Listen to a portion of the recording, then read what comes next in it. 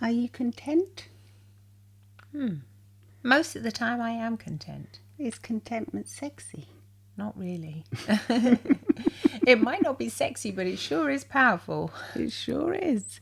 Listen to this week's episode of Get Real with the English Sisters. Available on Apple Podcasts or wherever you get your podcasts. And today we're going to be chatting about why contentment is underrated. Yeah, and how, maybe just living a life that's good enough is enough. Is actually good enough. It really is enough. So, yeah. Yeah, because perfection, I mean, we see the perfect lifestyle, the perfect house. Oh, my goodness the me. perfect looks. Exactly. And when you think, well, I don't look like that. No, we're constantly striving for... And my house doesn't look like that. I haven't got that car. I haven't got that hair. I haven't got that body. I haven't got that car. I haven't got that house. So in the end, it's constantly, I am not enough, isn't it? That's what it boils down to. It all boils down to that. And that creates enormous anxiety. So how can we be more content with what we have? How can we... I'm just wondering if this is like a modern disease. It's if our ancestors used to be content, if they were the same as us. I think it partially is a modern disease because we have more time. As you know, a lot of our duties and things that we used to have to do are done by machines, and we have more time. I suppose that's true. We don't spend hours having to like wash by hand anymore or anything. You don't have to go down to the fountain like my mother-in-law used to tell me she would have to do here in Italy when she was young. Go down to the fountain and sing their songs and wash the clothes. A machine does that. So while the machine is washing the clothes for you, you have time to ponder, to wonder. And your hands aren't always busy doing something. So your mind it could be more of a luxury to have these sorts. So do you think it's a lack of like physicality, physical labour that is making us be more anxious? Because before we would be so busy that like doing everyday tasks that our minds... You could, yes. You didn't have time. You were so physically tired by the end of the day. Exhausted, you'd lay in your bed and think, bedtime, sleep. You still might not have been content though, because you still might have been comparing yourself to, I don't know, some duchess who had aid in that you wouldn't be you don't see so it as much accessible, would it? No, it wasn't. You'd have to see things like in remote like fashion magazines or like little newspapers.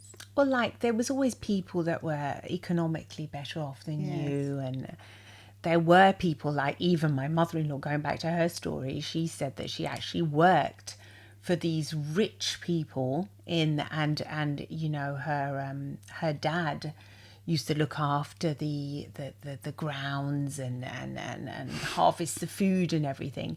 And she said when the lady would come in from Milan, she was always dressed with the finest clothes. I don't think she's never actually said that she wasn't content with her life though, but she would notice I think it was so far removed from her that she could never even possibly imagine being like that. No, they were always very grateful that the lady was lovely. She let them have all the food they wanted on the farm, and they could even sell some of the eggs and whatever. I mean, I can't remember all the details, but yes, they used to love this lady. She actually named her first son, my husband, after a name that these people gave her. They said, call him, Giorgio, call him Giorgio. And so she named him Giorgio, so that I don't think she was... So she was content then, you would say? Totally. She was actually content. Yes. I mean, there were comparisons to be made, but perhaps you're right. It was kind of on a different... I think now the fact that we have all the comparisons that we want are like in our hand. They're very close to us, aren't they? Because we see them even though they're on a screen. And we follow these people that we compare ourselves to. Yeah, very often, yeah. We follow them so we get to see what they're doing today and what you're doing today. And so, yeah, the whole thing can become... It can become a disease of the modern era. You're right, yeah. I think it has become a disease. Well, it's become an anxiety-inducing thing. It's quite sad, really, because we have this technology, but instead of it making us feel better about ourselves, it's often making us feel worse about ourselves. Well, it's how you use it once again. It can either increase your anxiety or decrease it. If you go on there and you're looking on your phone, you look for mindful practices, yoga, Pilates, anything that you're particularly interested in, you can learn. There's university, entire courses you can study by looking. So it's how you use it. Very often we don't know how to use it very well, and so we can get caught up Then we get bombarded with this stuff all the time, don't we? Yeah, you need this in order to have the perfect skin. You need to get this so that your house will look sparkly. You need Even the advertisements now, before they used to be just like random, didn't they? Yeah, now they're so obviously, targeted towards what you might be, so it like takes you down this like weird like loop of as if you're never content, never enough, never content. You're already probably not that content with yourself, and perhaps where you are in your life. And so, yeah, that I think coming back down to it, we have to learn to appreciate ourselves once again and understand that we are good enough and living a life that's not perfect, that's not as shiny as what we might think it's supposed to be, that we can't buy the house and we can barely maybe able to pay rent. That's good enough. That is good enough. And having it make you feel so good if you thought like that. Yeah, and when you can feel as if good enough is fantastic, then you don't have to have all this striving. Yeah, all this shiny stuff.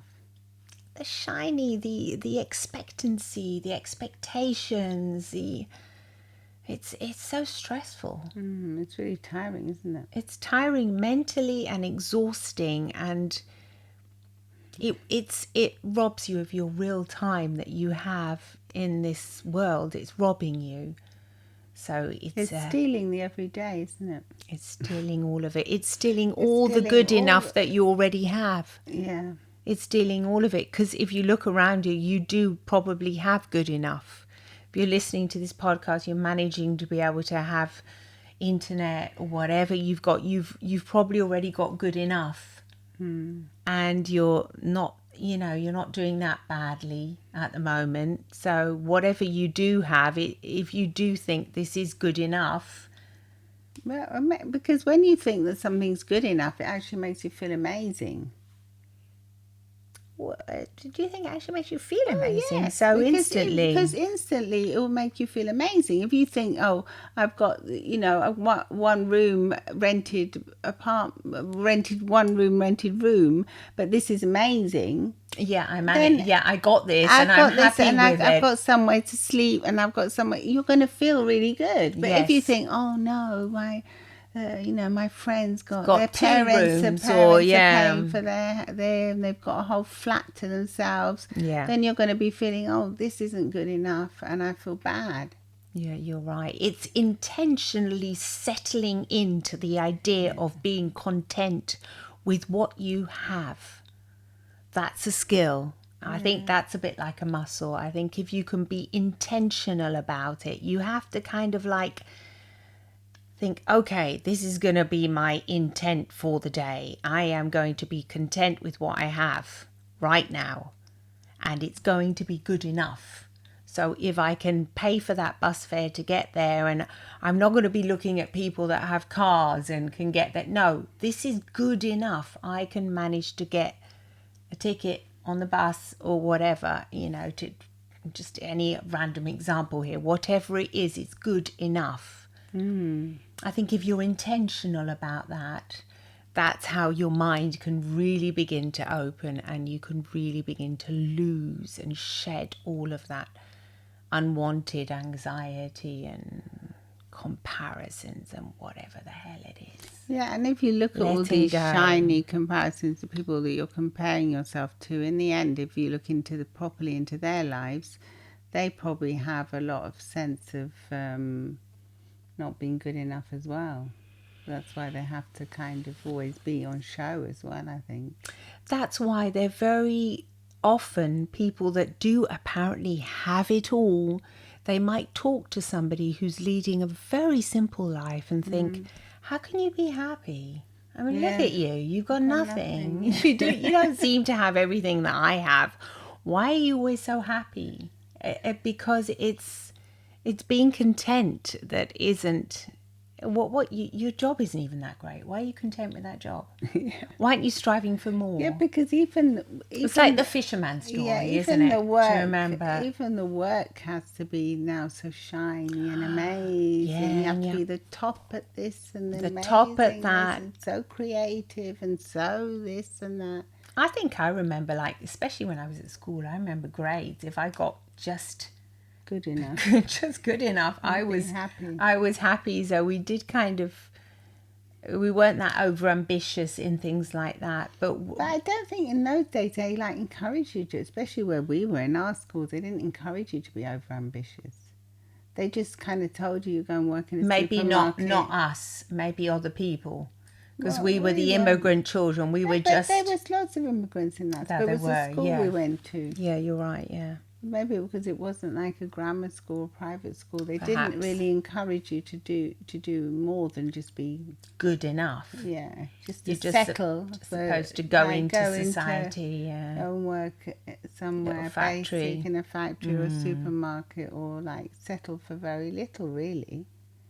Yeah. But that was seen as just normal. Yeah, that was seen as normal, I guess so, you're right. And now those kind of jobs aren't really considered to be normal. Most people see, because you see so much stuff that's so shiny online, that's not normal anymore. Yes, better positions. So you're always striving for more and more. And yes, it's good to strive to better yourself every day, but when it leads to anxiety, bettering our own mental health. Yeah. What about that? When it leads to anxiety, self-care, because not everyone's cut out to. No, and it's fine. Be like that. Yeah, you want to do manual jobs, like what we were saying before, with your hands. That's great.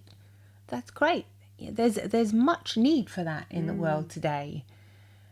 You're right. Yeah, not everyone needs to go and get a degree. Not everyone needs now to. It's almost like a necessity, even for the most mundane jobs, that you need a degree. For jobs that before you could, like, go into, say, have an apprenticeship. Yeah, that's right. Now it's almost mandatory to have a degree for so many positions, which is ridiculous, I think.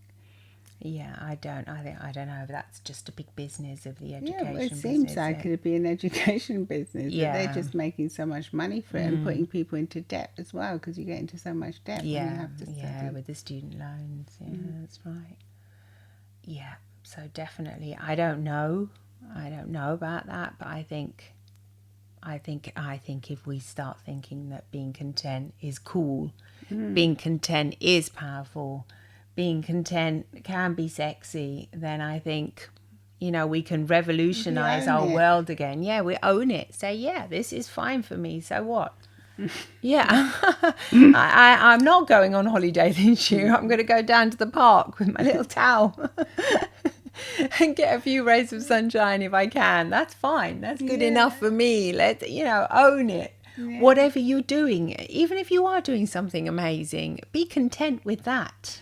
There's sometimes you don't even want to go to all these shiny places either, you just want to stay at home, but you feel as if you have to say, and tick that off the box. Tick it off. Where have you been I've been to New York, I've been to this, I've been to that. Yeah, truth is you don't want to do that. Some people don't. They don't like. And that's fine. Yeah.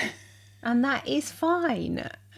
It's not like we're not saying, become a little bit adventurous, do stuff, but only stuff that you want to do. Yeah. As this is a podcast where we're helping you relieve anxiety, our main goal in each of our episodes is to help you understand how your brain works and what might actually be giving you anxiety that you might not even be aware of. And not being content is one of those things that could really give you massive anxiety, and it's very subtle. Once again, you might not be aware of it. Probably Going about not your aware day of it. not aware of it at all, but you've got this feeling of not being good enough, your life isn't good enough, you're not where you're supposed to be, your body isn't good enough, your body's not good enough, everything you do, and it's one long struggle. Become aware of it. Put a stop to it. Stop it now. Stop it now. We're telling you, stop it. Start being content and saying, yes, I am happy. I'm content. Contentment also leads to gratitude. The more content you feel, the more gratitude you feel. Yes, you're right about that. Yeah. So that's always a positive. To be content. Yeah, and it makes you feel more gratitude. Indeed, it does. So we are content with the way this podcast has gone. It's funny, contentment. You can always be comparing yourself to others and never feel content. It's a strange world that we're in with all this competition. It is, competing against each other when really we should be just accepting, being content with what we have and how we're going about our day every day. Yeah, and it makes such a difference. Not to say that content doesn't mean having desires, but these desires have to be truly and honestly your desires. Not, you have to kind of like think about that for a moment. Are they really my desires? Yeah, is this someone else's agenda? Yeah. So I think that's true as well. Yeah. Share your thoughts and let us know how you feel. Are you content? Do you find that always striving for more gives you anxiety? Certainly would give us anxiety if that was the case. Definitely. So learn to be content with what you have and be intentional about looking for the contentment that you already have and realizing that you are good enough and your life is good enough.